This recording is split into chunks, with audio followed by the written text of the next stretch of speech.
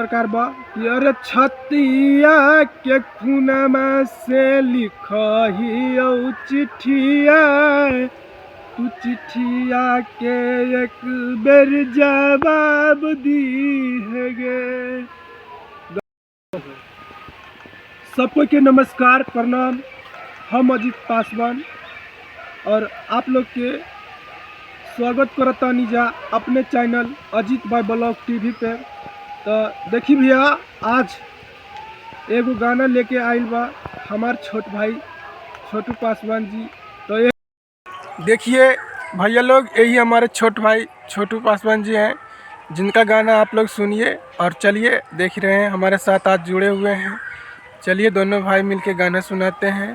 तो चलिए छोटू पासवान जी कुछ बोलेंगे। तो जितना भी देख रहे हैं आप जनार्दन श्रोतागण, आप सभी को गोर लग के हम प्रणाम करते हैं। और हम एक छोटा सा सॉन्ग लेके आए हैं जो कि सैड सॉन्ग है। और सुनिए, देखिए, अच्छा लगता है तो प्यार दुलार दीजिए और चैनल को सब्सक्राइब कीजिए। और अजीत भैया के माध्यम से हम अभी यहाँ आए हुए हैं।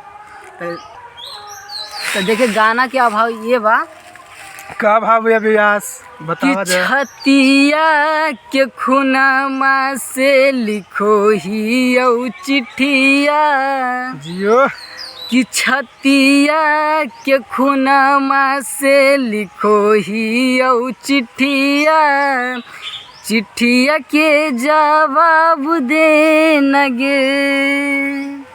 अरे छतिया के खुनमा से लिखो ही औ चिट्ठिया, चिट्ठिया के जवाब दे नगे। पागल घोषित कैलही रांची पागल खानमा, पागल घोषित कैलही रांची पागल खानमा। बंद कर बैल को पापा तोर गे, जनमा बचले सोना मोर गे। वाह। ना कोनो हाट ना बजरिया से होला, ना कोनो हाट ना बजरिया से होला। उमरिया के रोग हा नजरिया से होला, उमरिया के रोग हा नजरिया से होला। कहाँ पूछे जात पात पूछे लजियारा, कहाँ पूछे जात पात पूछे लजियारा।